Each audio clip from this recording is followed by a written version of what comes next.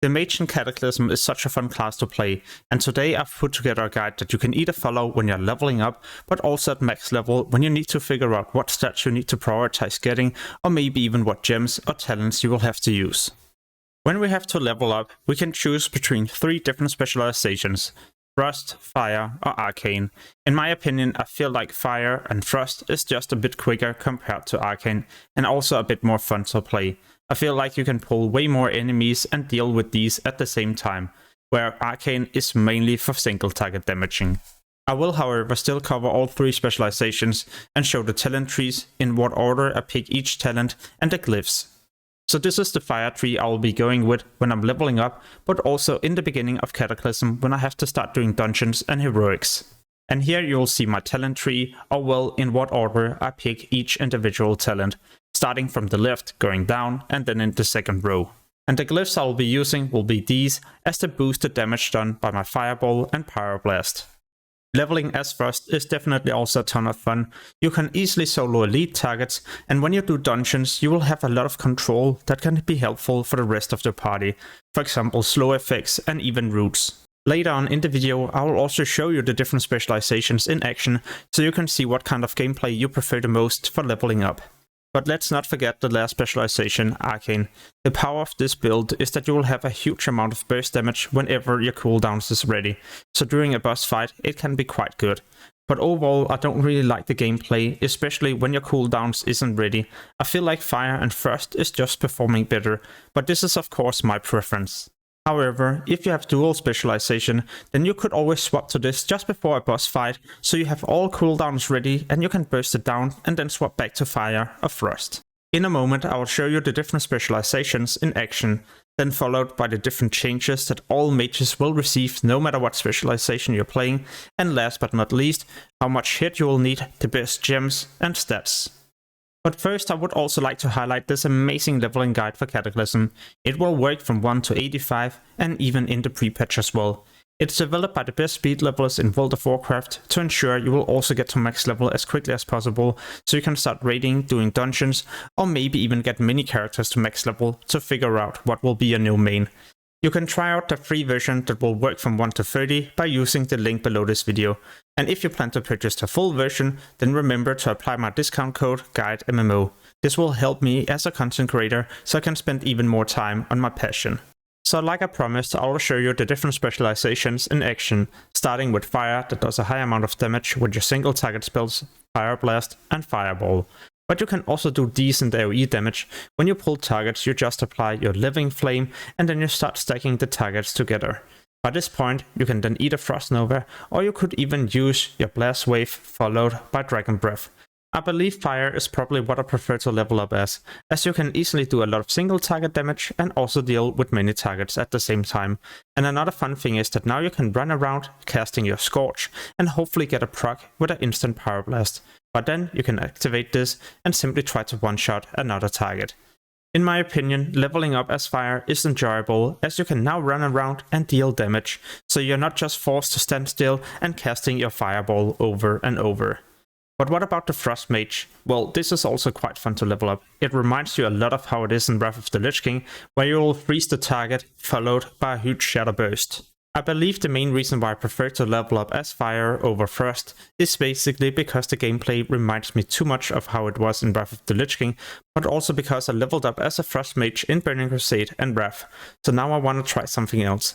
However, for those of you that would like to level up as the specialization, your survivability will be insane with Ice Barrier, but also because of Cold Snap, so you have 2 ice blocks, but also a possibility to reactivate your Ice Barrier instantly. So is leveling as Arcane really that bad? No, not at all.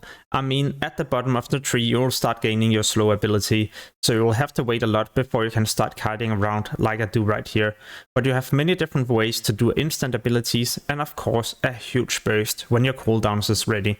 The good thing is that these only has a 90-second cooldown, so it's not like you have to wait a lot before you can do a huge burst. And yeah, you don't even need them to do quite decent damage. Without these cooldowns you can still kill enemies, yeah even elites, in next to no time. And no, the gameplay you just saw wasn't with a mage with amazing gear, just green level 200 and 32 item level. I was using this equipment on all the different specializations.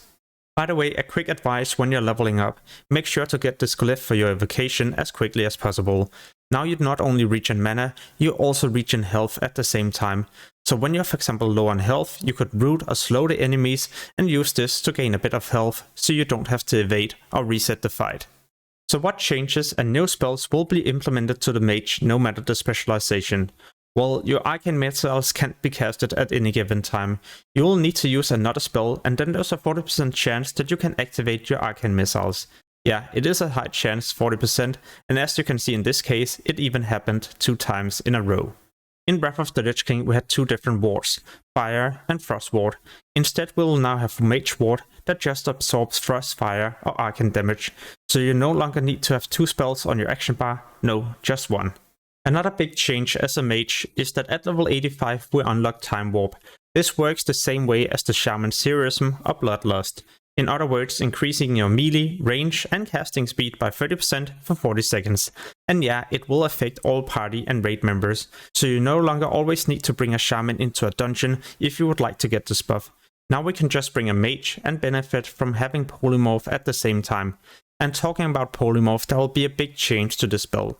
In Wrath of the Lich King, it would put you into combat when you use this and pull all nearby targets. In Cataclysm, it will no longer put you into combat, so you could start the fight, or well, start polymorphing and then pull and start the fight. Another new spell will be Flame Orb. This will be firing in the direction you were looking when you activated the spell. The good thing is that depending on your specialization, for example if you play as Arcane, you could use it to proc Arcane missiles. If you play as Frost, it will help you get Fingers of Frost so you can start doing instant damage, and also as a Fire Mage it should help you get procs so you can start using your Pyroblast. Ring of Frost allow all mages to CC many targets at the same time. When you cast it, it will be a couple of seconds, and when the circle is no longer spinning around, it will start freezing anyone moving into it. This is so insane in case you accidentally pull too many enemies, or if you don't feel like you have enough time to stand still to cast your polymorph. So what stats should you focus on? No matter the specialization, then you should aim for 17% hit. When you decide to play as a Fire Mage, you should aim for getting as much intellect as possible, as this increases your spell power, but also critical strike chance. You should get haste so you can cast faster, and of course crit so you have a higher chance of proccing your instant Pyroblast, but also ignite. As a Frost Mage, it's almost the same stats. I just go for crit over haste in the beginning until I have around 33% crit. As the specialization, I try to avoid getting Mastery, as Mastery will only increase the damage done against frozen targets. So if you're fighting a boss, you won't really benefit from this. When you do Heroics, well then it could be quite useful when you do a Deep Freeze into a Shadow Crit. You might already have noticed this, but no matter the specialization, then the main stat is always going to be Intellect. However, as Arcane you would start to focus on Mastery, as Mastery will increase the damage done by your Arcane spells. Or in fact, on all your different spells. It all depends on how much mana you have remaining. So what gems should we prioritize getting? The good thing is that it's quite easy for you to decide the meta gem. This one is the perfect one no matter what specialization, and therefore also the same case with the red gem, as Intellect will be the most important stat. And for orange gem there's 2 different choices. As all the different specializations you can use this as it increases your int and haste.